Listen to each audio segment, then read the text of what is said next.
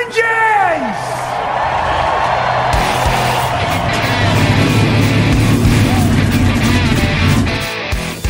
Hit the pace car! What for? Because you hit every other damn thing out there. I want you to be perfect. When I'm driving, I got a guy on the radio who talks to me. It's him. He talks to me. Well, I wanna be a race car driver. Pretty girls eating from my hand, yeah. Wanna live a life of fun and danger. No sweating working for the man, alright. Well, hey. Well, I wanna be a firefighter. Cool-headed when the heat is on, yeah. Save a baby from the burning building. Take all the work sleepless on, alright. Well, No, he didn't slam you, he didn't bump you, he didn't nudge you. He rubbed you. And rubbing, son, is racing. Good evening, race fans. Welcome to the Hoobazoo Radio Network, and welcome to Drafting the Circuits. My name is Frank Santoroski. I'll be your host for the next hour as we talk over everything racing. Joining me in the studio this week is Motorsports Tribune NASCAR correspondent Seth Eggert, and then I have journalist Joey Barnes, who's a freelance contributor to both Racer Magazine and Indycar. Joey, Seth, how we doing tonight? Doing good. Yeah, doing well, Frank. Thanks for having me on. Oh yeah, man! It's been a while since you've been on the show. We missed you. I know you've been busy. You've been at the IndyCar races. So let's knock out the headlines real quick, and then we'll talk about that race from Iowa. Speaking of which, that race from Iowa that had a little bit of a late start. Some drivers were concerned the time of day they had allotted to start the race may result in the sun coming down and probably with some visibility. But the weather really took care of that, and the race didn't start till much later, 4.5 hours later, as a matter of fact, and I don't believe it wound up until it was after 2 a.m. here on the East Coast. But at the end of the day, at the end of the night, it was Joseph Newgarden taking the win. Meanwhile, on Sunday in New Hampshire, Kevin Harvick finally won a race. We've been talking about it all year long. When is Harvick going to get that monkey off his back and win a race this year? And so there you go. But, Joey, let's talk about Iowa. Certainly, Joseph Newgarden was the star of the day, but Scott Dixon was the man on a mission right there. So, and you did write a nice article about Dixon's fine drive to second place, but let's just have you break it down a little bit. Yeah, so as you pointed out, the weather kind of plagued everything at the start, and to be honest with you, being on site while the weather sucked, to have a delay like that, it was actually a little bit of a godsend, because Friday we saw track temps that were north of 135 degrees in final practice. So honestly, it was really nice to have something kind of calm down the heat, calm down the humidity, drop the track temps significantly, which even with the track temps being significantly cooler, like you're looking at like almost a 50-degree difference roughly, it's still a high amount of tire degradation that we saw on Saturday night. So that produced a lot of really good racing, a lot of frantic restarts. Track position was absolutely key. As you pointed out too, Newgarden ended up winning this race. And it's kind of fitting in comparison, because last year we saw this guy dominate this race and not be able to close the deal. And then he ended up kind of kicking himself, really pissed off in qualifying.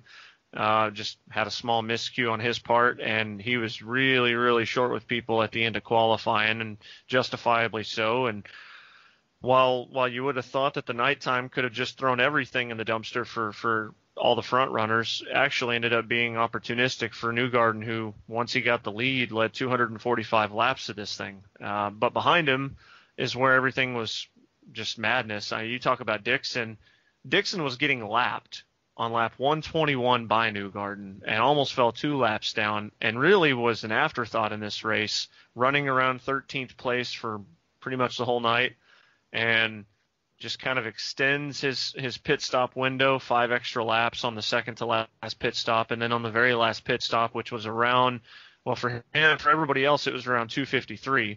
Then caution came out just after that, and set up a nice little caveat for Dixon, to where he was able to pit under the caution, get his lead lap back in the process, and actually lead 2 laps prior to that caution, and set him up 6th place, fresh tires, making a run at everybody, climbed as hard as second, and made a very positive night after what was essentially a, where did he come from kind of thing. Hinchcliffe, last year's winner, ends up finishing third on the podium, and Pagenaud, who was on pole, has been on a hot streak, ends up fourth, and Spencer Pigot continues the momentum for ECR at Iowa and ends up finishing fifth, and it's actually their 7th consecutive top 5 finish at Iowa, which is just, when you think about Andretti's dominance in the early years, you think about what Penske's done lately. ECR collectively on Saturday night, Sunday morning, whatever you want to call it, night owl.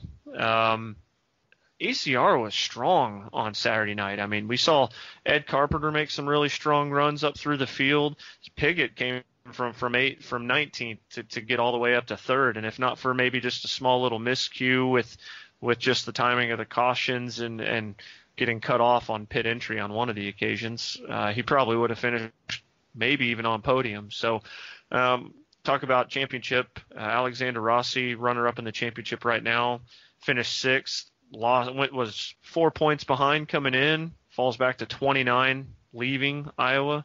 Zach Veach, phenomenal run for him considering the fact that I don't know if you're aware of this, Frank, but like in the lead up to the grid, whenever they were getting ready to just put everybody out there, we were sitting there waiting while they were cleaning and drying the track. His crew actually found a puddle of fuel underneath that car in the grid formation and had to put it back behind the wall for repairs before the race even started. And they got him back out right at 10 minutes left on the call. And he goes out. Here's an odd question about that, right? Yeah. I did see the whole thing with the fuel leak and how they had to pull the car off the grid. That was all covered by television. But so that fuel that was missing, are they, because the race hadn't started yet, are they able to top off the tank fully, or are they just, because of the allotted fuel for the race, are they just out that amount of fuel? It's a legit question that I didn't get an answer to. To my knowledge, because the race hadn't started yet and you were able to hit the 10-minute call, you're able to go ahead and refuel. Now, if it wasn't within that window, you're screwed. There's a certain limit that you can do things, but right. But don't they have the fuel there is, allotted in the tank in the pit lane? That's all they have. More or less, yeah. Yeah. Okay. All right. So I'm sure it didn't lose a ton of fuel there. So, but but also in the grand scheme of things, you've got to think about the fact that we've also had a caution on lap. What was it, like 20 something, 23? I forget. Our first caution came very early in the race, and he pitted in too. So, matter of fact, he was one of the handful of drivers that made an early pit stop. So, but behind him, you had Graham Rahal, who, jokingly to put he's run on 7 cylinders, and we all know these guys don't even have 7. But he was running a cylinder down there at the very end of the race, kind of putting around. Excuse me, can't even stutter to get my words out. Puttering around in 8th place, first car a lap down, and credit to him because they looked pretty strong most of the night, and just their night kind of fell apart when you see Takuma, when you see him, they were running pretty solidly in the top 6. And their night kind of fell apart, but for him to at least get something out of Iowa is a huge positive. And, behind him, Sebastian Bourdais, 200 start, finishes 9th. And Tony Kanaan gets a top 10 for AJ Foyt Racing, which was obviously really good. I kind of want to go back on Graham.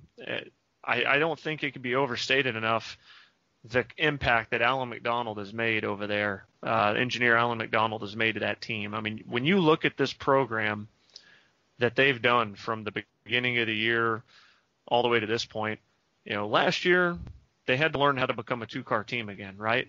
And you had him, you had Graham, you had Takuma. They were finally branching out to be more than just a single-car team, and they had to learn how to be 2, and 2 got the win, and we're seeing Graham have some strong runs, but maybe not quite to the level that he or his fan base or that team think that they can be. They obviously want more podiums and more wins. But I think when you see what they've done this year, they've added on to that, and they've upped their game. And, I mean, they're a legit threat every single weekend now. And you could argue that if not for Alexander Rossi, they could be fighting for top Honda honors at this stage. I mean, it's just unbelievable what they've been able to do. I mean, obviously you got Dixon over there, but as a team, as an organization, both Graham and Takuma are delivering on a regular basis. They're qualifying really well. They're finishing up in the order.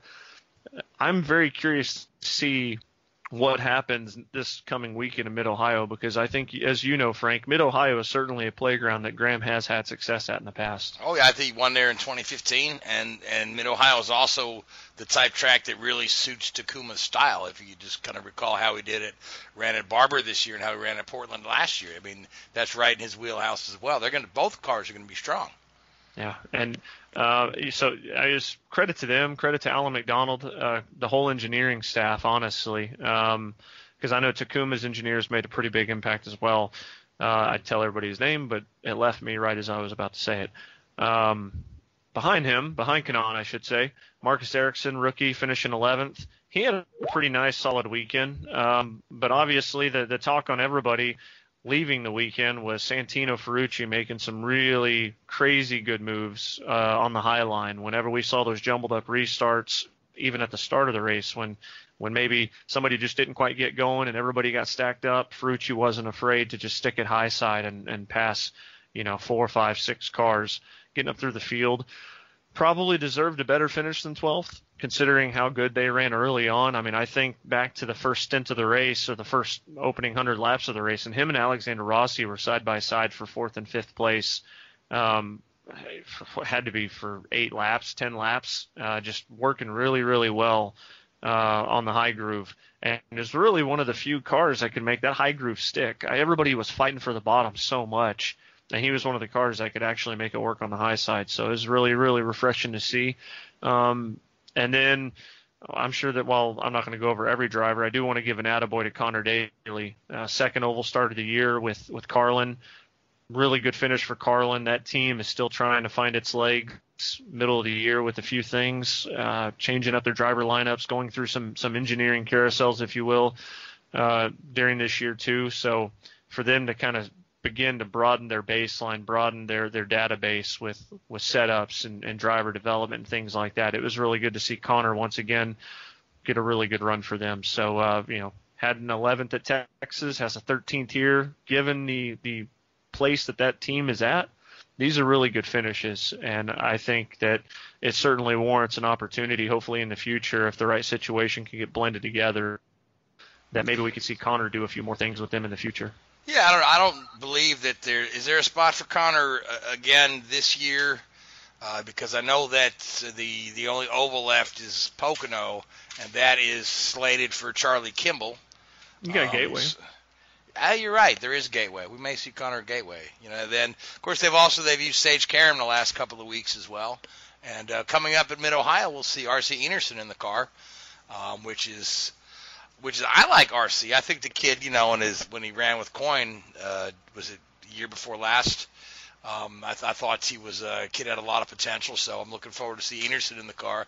He's bringing on board the Lucas Oil Racing School as a sponsor, so and again it kind of follows the old Dale Coyne model, with a little rotating cast of pay drivers.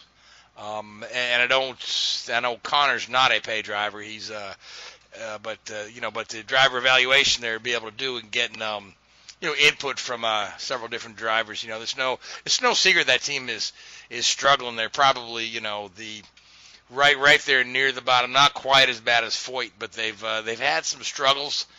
So getting more sets of eyes on the car, more folks in there, more data can only serve to help them out. Yeah, well, and I think that when you see where this team was with certain things, I mean, you got Max, you got Charlie, you had Pato for a good part of the season too, and they're not afraid to commit and kind of gamble on themselves, so to speak. And we saw that with Indy Lights. They came in, they won, they found success, they got a title with Ed Jones in their second year, and I think that when you really get a chance to see how this team works, I think it's just going to be a matter of time. Sage certainly believes in them. I mean, I remember talking to him on pit road and kind of the way people remember Sage is kind of somebody that had a little bit of swagger, a little bit of cockiness to him. And maybe it was a little over aggressive. I can tell you that aggressive driving, that's not the same Sage that I saw this past weekend. And wholeheartedly, it's kind of changed my opinion on him, because I was kind of wary of, not just, I don't want to say I was wary of his age, but there's certain attitude that you have to have coming into this thing, and I didn't necessarily know if all those intangibles were there. And I think that now that he's had a chance to kind of season himself with sports car racing, let's be honest, he has been humbled by the IndyCar situation. I think that based on what I've seen, I hope he gets another opportunity, because I do think that, Iowa would have been a golden opportunity, hindsight, looking at his track record at Iowa, but certain things didn't fall his way. Slowing Takuma Sato in the high while they were both in the high groove, and he kind of ended up into him. He spun but didn't end up hitting anything. Was able to continue on. Just little things here and there that seemed to just kind of have a knock on the night for him before he essentially had to retire. I think if he gets another opportunity, I think he'll do well. We saw him practice. We saw him qualifying. He was right there, kind of right with Connor. I think if everything goes through and he has the same kind of clean night that Connor has, I think he finishes around where Connor does. That said, I think that Carlin, as a whole, they're going to be fine next year, but I think all this stuff is building towards next year, because you don't know what you're going to have with Charlie. You don't know how much sponsorship backing you're going to have. You're still trying to figure out what the situation is with Max. Obviously, he has a desire to run ovals, but would like a little bit more safety for his comfort, and justifiably so. I mean, it takes a different kind of person to race cars, and it takes an entirely different kind of person to race on an oval. And I think that when you know the dangers involved, while nothing can be 100% safe, the safer the better, right? Certainly, yeah. Do you feel like that if they go ahead and go full forward with the current version of the aero screen that we're looking at, do you think you see Max back on the oval? Because the guy's got some chops on oval racing. He's had a couple good performances. I remember he led the most laps at Indy a few years ago, and he's had a couple other runs at other tracks too. I mean, I would like to think so. I mean, obviously I haven't talked to him about it, but I think that given the way that he kind of said what he needed to say whenever he talked about stepping aside from oval racing and mentioned the safety aspects of it, that would make me think that if we increase the safety innovations, added them on, set for next year, I certainly think that there's a higher chance to have him in a car. He does have a desire to return to Indy for sure and run Indy. And, I mean, let's not this is going to be kind of crazy for people to maybe forget, but the year that Alonso was there was a guy by the name of Max Chilton that was leading that race before Takuma Sato came up and took care of things late in the running. So that possibility of Max Chilton being an Indy 500 winner wasn't really that far-fetched when you think about the fact that he went in there and led 50-something laps in just his second attempt in the race. So he's got an oval prowess. Let me ask you this real quick. So on the oval weekends, like at Iowa, has Max been there on site with the team, or is he just staying entirely away? I don't recall seeing him this past weekend. I'm just wondering. I just was wondering if there's any wavering in the commitment level. I mean, there doesn't seem to be, but I was just wondering if he was, there to support the team. And he may well have been there. He just may not have run into him. So I just didn't know. I was running around like crazy, honestly. So we've all got agendas to get to and things like that. So he may have very well been there, and I totally missed him. But no, what I wanted to say though is the biggest thing that's been hindering Carlin is the fact that they had a little bit of a rotation on the driver's side, and it's really tough when you have some engineers that are still kind of new to the position. Maybe they're more adept to what they did in Indy Lights. They come to IndyCar, and there's a whole lot of different things to learn. The damper program is so critical when you have a universal aero kit, and not to mention the fact that you've got drivers, and from what I've heard, Charlie runs a very unique setup. It works, obviously, but it works for Charlie. It doesn't always work for somebody else. And so a situation like Indy, not to replay that nightmare for them, but a situation like Indy, to my understanding, is that Charlie had something different that worked for Charlie, and it wasn't necessarily something that could work for everybody else. Right, and Charlie put the car quite comfortably in the field. Yeah. So again, it works for Charlie. Yeah.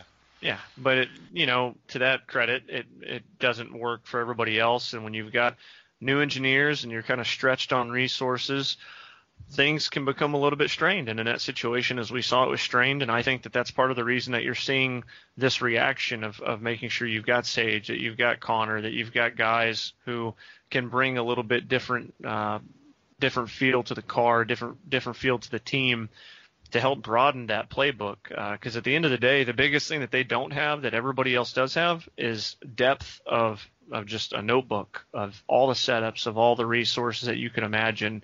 And that's something that when you've got new engineers in the fold, they need that. And I think that that's part of the reason why you're seeing guys like Connor and guys like Sage come in.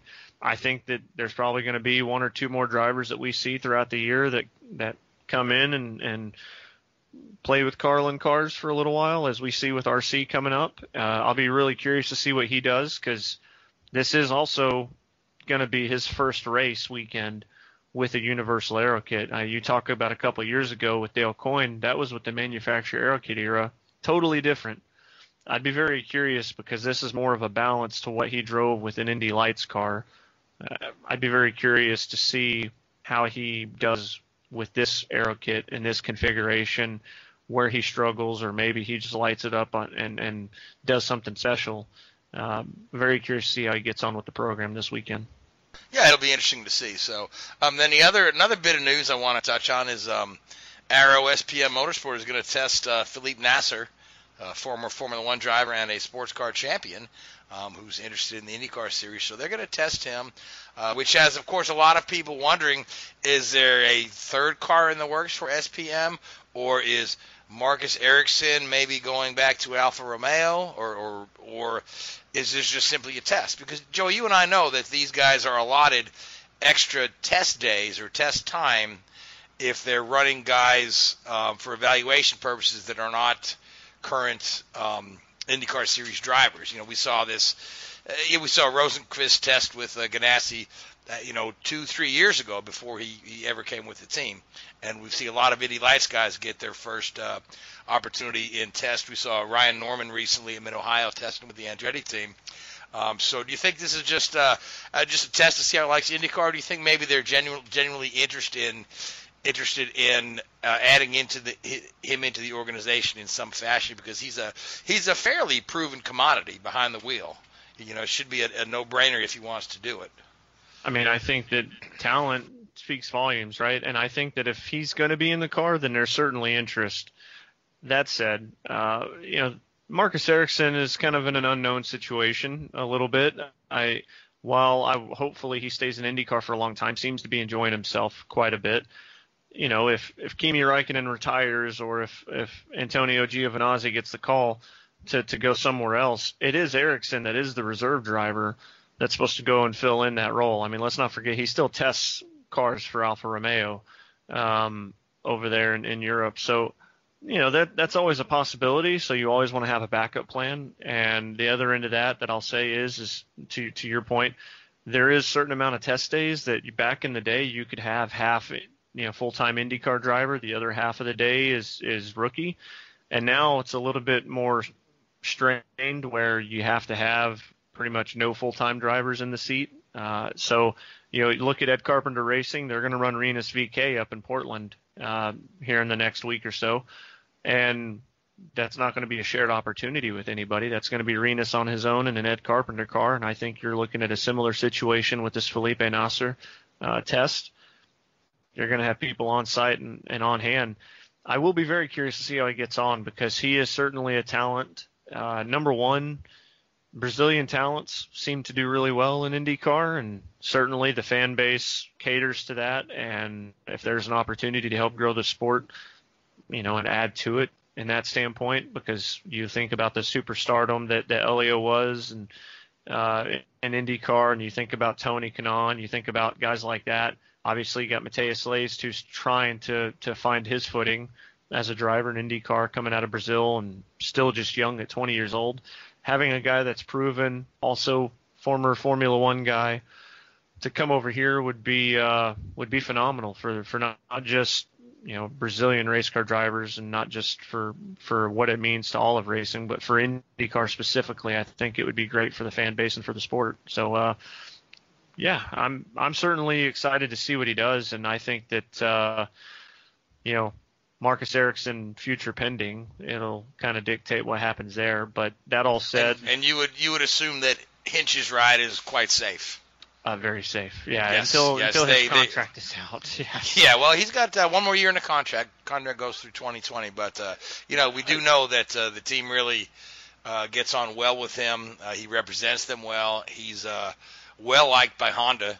But at the end of the day, the results have been a little few and far between with Hinch. It was nice to see him on the Iowa podium, but it would be. Sometimes I feel like the Arrow team this year has not really lived up to their full potential, although we've seen some decent results lately with both drivers now making the podium in the last couple of weeks. But we'll just have to see how all that progresses. I'll tell you this, a couple of things. Number one point is on the Felipe thing, to kind of bury this for a second.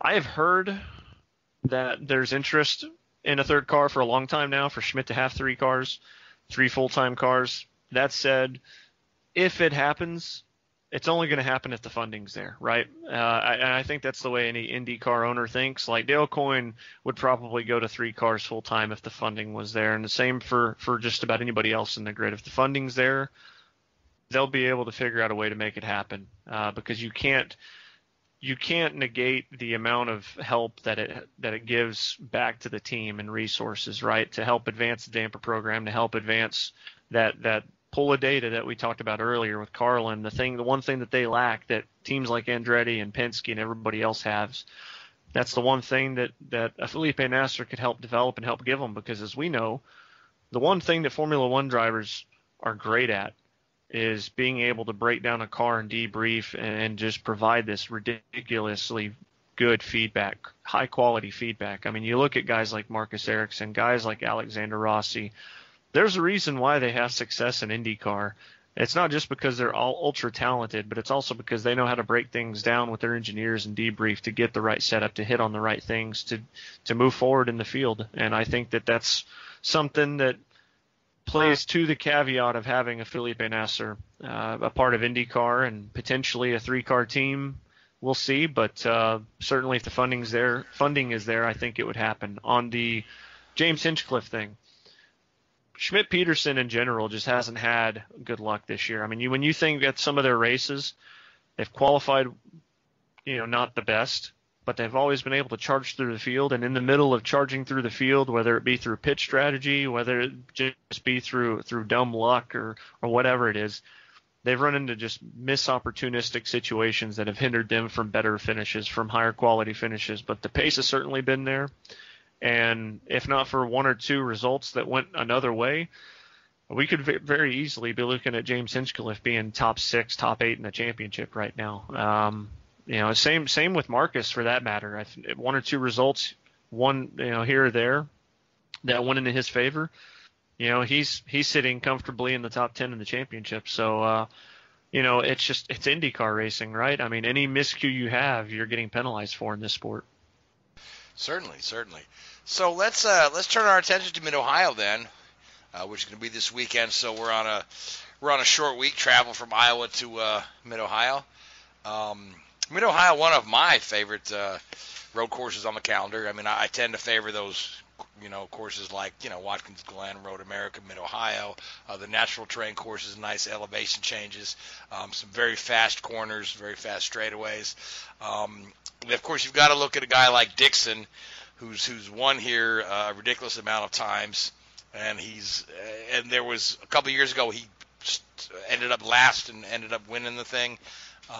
We've also seen Dixon get burned on pitch strategy there. So if I had to make a pick for Mid-Ohio, I'm going to go ahead and pick Dixon because he's pretty hot right now. He's the team is making all the right calls with strategy, and he's right in the zone there where he's gaining points a little at a time to kind of get himself up there into that title battle. He's a little farther back than he'd like to be, but with 6 races left on the calendar, it's not out of the realm of possibility that Dixon brings this thing home, especially if Newgarden or Rossi run into some trouble and have a bad result or two. So, Joey, who do you like for Mid-Ohio? Oh, man. Well, to be honest with you, Schmidt-Peterson ran there last year pretty well with Wickens. Dixon, not so hot. He finished 5th, which for him at Mid-Ohio is subpar, right? Will Power was on podium. Rossi dominated that thing, and he seems to dominate. Anytime he starts on pole in a race, he's dominant, like Road America and Long Beach. Kind of going back to it, I kind of like Graham, if I'm being honest. I like him to kind of break this drought that he's in. I like what that team's doing. I like how much they're improving, and I really think that we could see an RLL racing car on top step of the podium.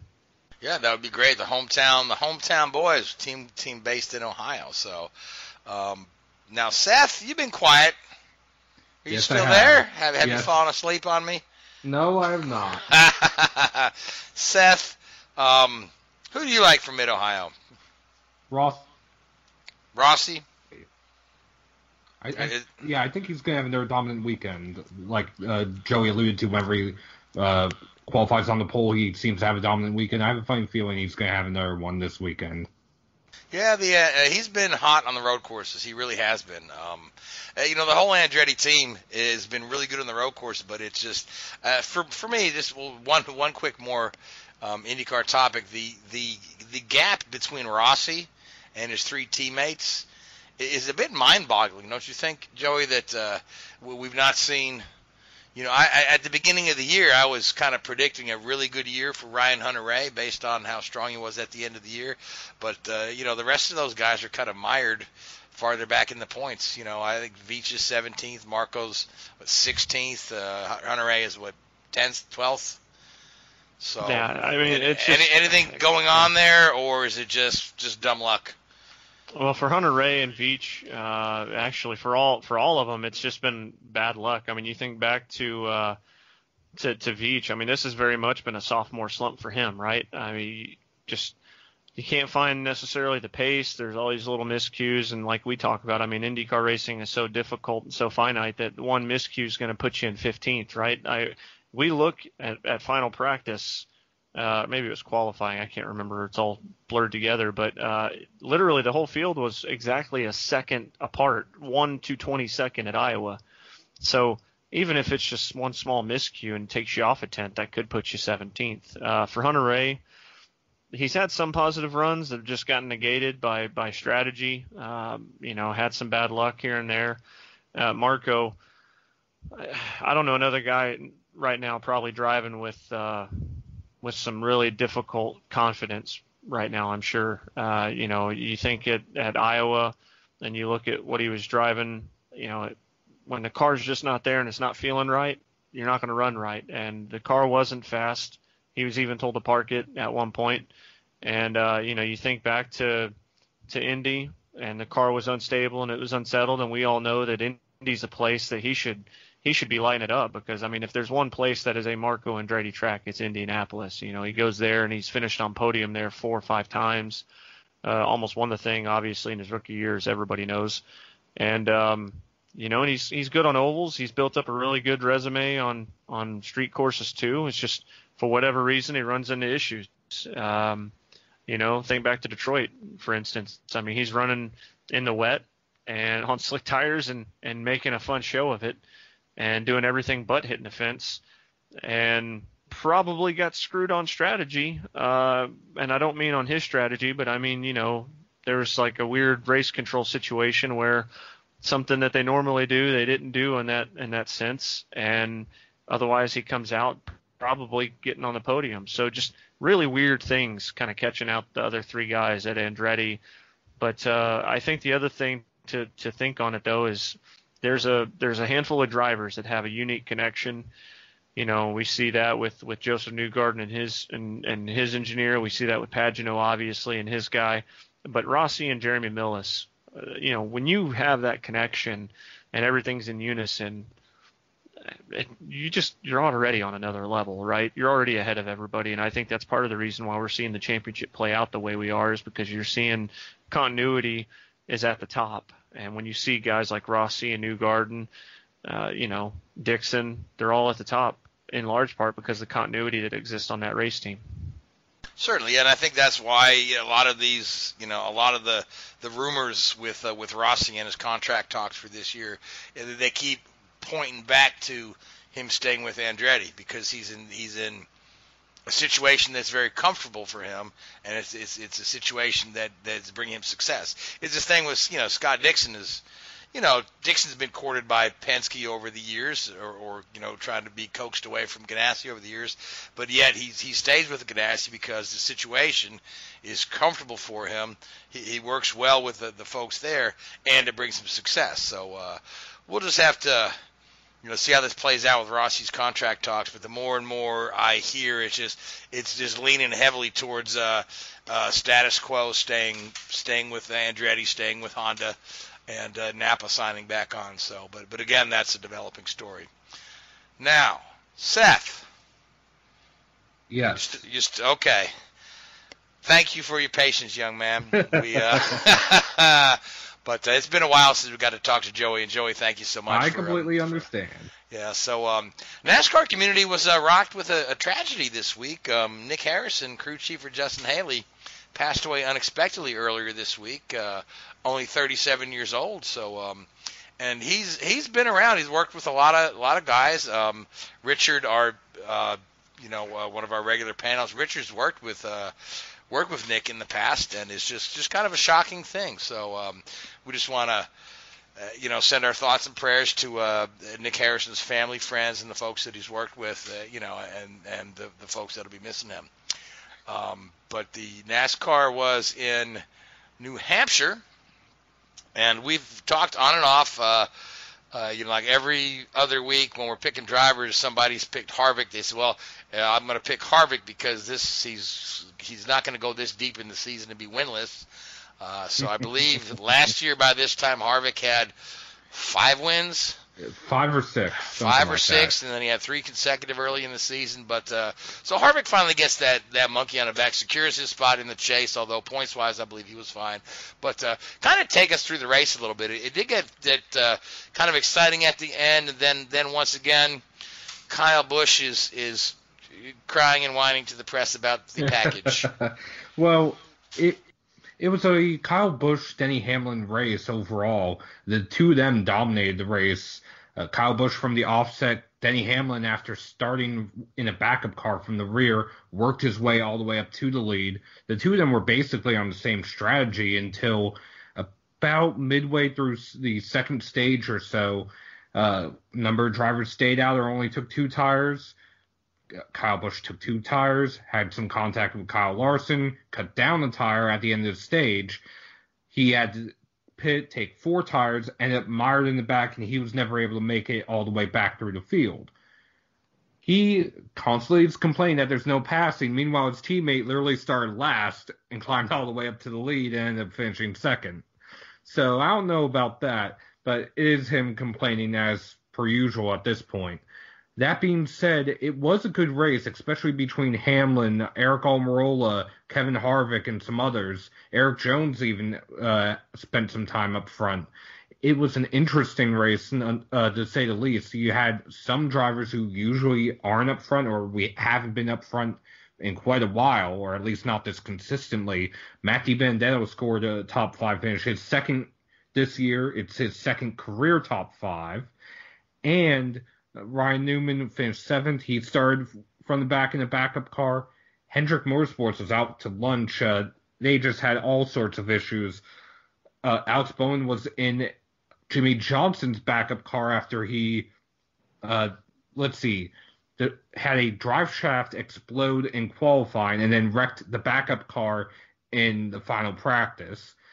William Byron got busted for speeding on pit road. Both Chase Elliott and Jimmy Johnson had a oil belt and a water belt come off mid-race. So they just had all sorts of issues and just were nowhere to be seen. Otherwise, Kevin Harvick had the right strategy. He and Rodney Childers, they stayed out on the final pit stop. They were one of only two to stay out. I believe Eric Almirola was the other one, his teammate. Kevin went on to lead. Eric Almirola ended up dropping all the way down to 11th, and Harvick just cruised to victory aside from a small bump or two from Hamlin on the final lap. So good stuff for Harvick. So let's talk about Jimmy Johnson and his kind of a poor day today, or poor day this weekend. It dropped him off the playoff bubble. Correct. And he went from, I think, 15th down to 17th. I think Clint Boyer's on the last spot now. Potentially Jimmy Johnson missing the playoffs. The seven-time champion. That's kind of wild to speculate, huh? Well, he's the only driver to have made the playoffs since its inception in 2004. Every single year. Ryan Newman, he's been running well lately. Clint Boyer, he was 9th in points about 4 or 5 races ago. He's now down to 16th. You have Suarez, who's running better. You have Paul Menard, who's running better. Ricky Stenhouse Jr. So it's going to be a very interesting race, especially now that we have, I believe, 6 races left until the playoffs. So 5 races. Some of them are Jimmy's best tracks, although he hasn't won yet at Watkins Glen in his career. That being said, it's a matter of also Hendrick not having some of the bad luck that they've had in recent weeks.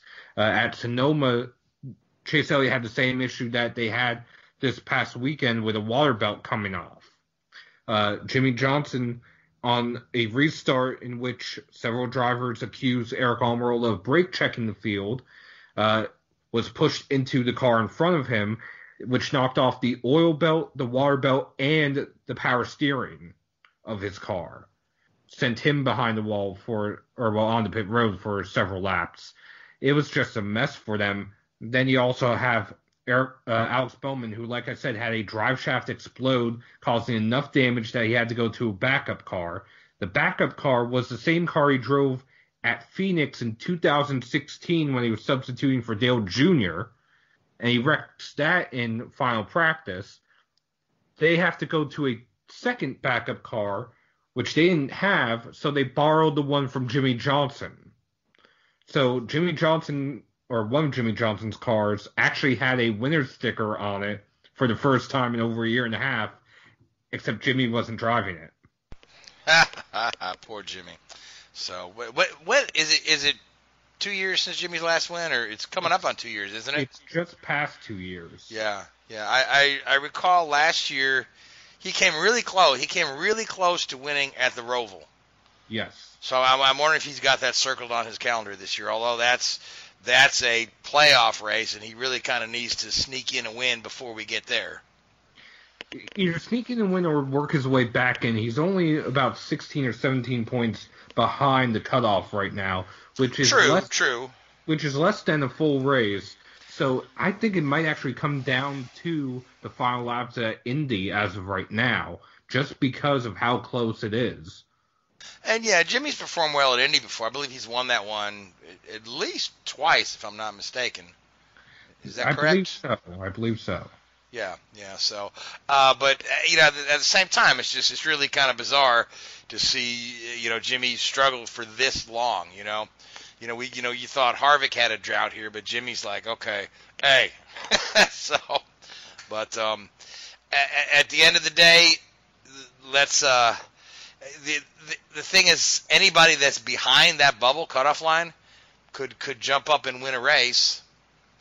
Especially when you got some wild card races out there, like Watkins Glen, certainly, yeah.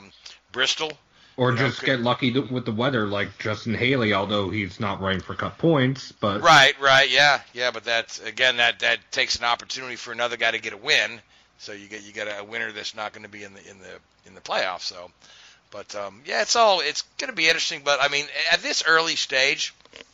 I mean, is anybody that you're kind of leaning towards as a championship favorite? Because it seems to me that the parity in NASCAR it makes it really hard to really say, oh, here's the guy on a championship run, other than, say, like Martin Truex 2 years ago when he definitely had a championship caliber season. This year, the wealth has been spread pretty well. I mean, Kyle's got 4, Martin's got 4, Brad's got 3. You got a bunch of guys with 2 wins. If you had asked Harvick up there. Go ahead. If you had asked me this a few weeks ago, I probably would have said Kyle Busch. If you had asked me this much earlier into the season, I probably would have said Joey Logano. More recently, I would have said Martin Truex Jr. But with the inconsistency that some of them have had throughout the season, the driver who's actually been the most consistent, or drivers that have been the most consistent, have been Hamlin and Keselowski. So if I'm going to look at anyone, as of right now, granted, they're not in the battle for the regular season championship. That's between Logano and Kyle Busch, only 3 points separate them, and they both have a 90-plus point lead over everybody else. That being said, the Hamlin and Keselowski have been up front consistently almost every single week. And that's if you don't include the pit road penalties, which NASCAR has actually adjusted the pit road rules going forward regarding uncontrolled tires, which we'll get to in a little bit. So right now, especially with the way the playoffs have been in recent years, leaning towards either first-time champions or someone who hasn't won in this format, I'd have to go with either Hamlin or Keselowski right now. That's interesting. But again, the nature of these playoffs doesn't necessarily reward the consistency.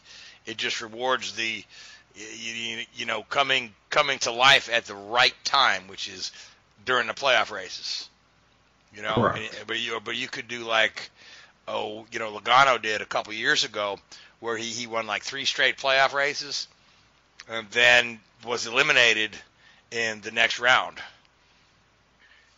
Just about anything can happen. Anything could happen, yeah. So, yeah, the championship doesn't reward consistency. It makes it really hard to pick a winner. But, again, to my original point, I'm not seeing any one driver really kind of outshine the rest. Now, Joey, do you have any thoughts on this here? I mean, I hate the championship in general, but okay. Well, now, Joey, you're a big Denny Hamlin fan, I know. So you're funny. I know, yeah. So I think that. Look, for what this championship's supposed to do, like, that's all great. And while I actually just hate the style of racing right now, I don't mind the championship. I hate that it just feels like it's backwards from the status quo of what it should be. You want more horsepower, less downforce, to help kind of differentiate the men from the boys, so to speak, to put the people who have the talent at the top. You want the elite to be at the tip of the spear, as they say. And to me, this style of racing, you don't necessarily need to be elite to win races, and it's a lot different than the way it used to be. And that's something that kind of is disheartening to me personally. But as far as it relates to this championship and the way things are going, if you're asking me who I like and to win this thing or to get on a run, I mean, I think you've either got to look at Kyle Busch or you've got to look at probably Keselowski at this stage. Mostly because it is more about getting hot at the right time, and I feel like Penske is just a fraction of a hair better in the Ford camp than maybe the Haas cars, than SHR. But to me, you're looking at either Kyle Busch or you're looking at probably somebody like Keselowski. I would say Logano. But history tells me that you don't have back-to-back winners in the championship. So, I can't exactly go into that favor knowing that he's the defending champion. So, Good point. Yeah. So I'd probably go that route. All right. So Seth, let's go back to your previous comment about the new pit road rules that are going to be coming into place. Will these be effective at the next race weekend? One will be effective starting this weekend. The other will be effective starting Watkins Glen. Okay. Now, where are we racing this weekend coming up? Pocono. That's correct. Yes, Pocono. Okay. So let's go ahead and go over those new rules. So uncontrolled tire penalties have been adjusted. They no longer are using the within an arm's reach guideline. And the reason why they're doing that is there have been a lot of ball and strike calls, most of which this season maybe should not have been called, to be quite honest. In total, uncontrolled tire penalties so far this season in the Cup Series alone, there have been 46 penalties, of which, based on the little research I've done so far, out of 20 of them, only once has the tire actually left the pit box. Only one other time has the tire actually rolled back across the pit box towards pit lane. And only once has the tire actually gone onto pit road itself. So out of 20, only 3 caused any sort of safety issue. Okay, so is the general consensus that perhaps it's not as big a safety issue as we thought, or is it more an effect of that it's kind of hard to police? So we talked about this a couple of weeks ago when we discussed. Yeah, there once was a time when there was a NASCAR official in every pit box. Now there's like one for every 3. So is it just harder to police, or is it just we're just giving the teams a little leeway because we took one over-the-wall crew member away? It's a little bit of both. The main reason is it wasn't hard to police. It was hard to explain the judgment calls as to why someone did get a penalty. Meanwhile, a couple pit stalls down, somebody else who did the same exact thing didn't get a penalty. So now it's, if the tire rolls away, depending on the way it rolls away, does it cause a safety issue? Is it going to, A, cause another crew member, either in your team or another team, to fall as they run around the car with the pit equipment? Is it going to roll onto pit road, or is it being thrown or tossed in some fashion? Those would be an automatic pass-through penalty, or if it's under yellow, tail end the longest line. Okay, so now what's the rule going in effect at Watkins Glen then? Starting at Watkins Glen, teams must change the tires on the outside of the car first if they're doing a 4-tire stop. Okay, and the reason for this is? Because it's another safety issue in which there are a handful of teams that had gotten creative with their essentially pit choreography, changing the inside tires first, then the outside tires, risking the pit crew members getting hit by another car that's leaving the box behind it or entering the box ahead of it.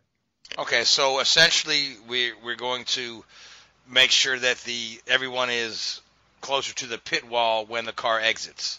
Correct. Yeah, that in my mind, that makes a lot of sense.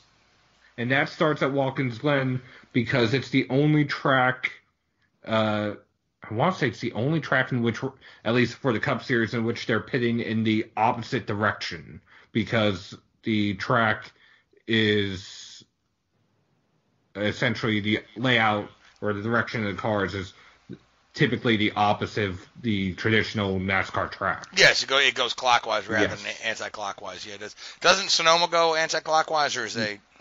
No. So the Glen's the only one? Okay. The Glen is the only one in the Cup Series. I want to say for the trucks they do that at Canadian Tire Motorsports Park. I know the Xfinity Series does that at Watkins Glen, and I can't remember if I want to say it's the same at Road America as well. Yes, Road America is, opposite direction. You're correct. Okay, so what else we got going on? There was Xfinity. Were the trucks in action, or? The trucks had the weekend off. The Xfinity Series was in action, and once again, it was the Christopher Bell show. Out of 200 laps, he led 186. Aside from that, the only major incident in the Xfinity Series was a run-in between Harrison Burton, who's regularly in the Truck Series, and Paul Menard, who's regularly in the Cup Series. Harrison was making his third start for Joe Gibbs Racing. He and Paul were running very hard, battling for position in the first stage. Nothing happened then. Nothing happened until the final stage with about 30 laps to go, Paul took offense to the way Harrison passed him on the restart and dumped Harrison in turn 1, admitting so on the radio. Harrison confronted Paul on pit road afterwards.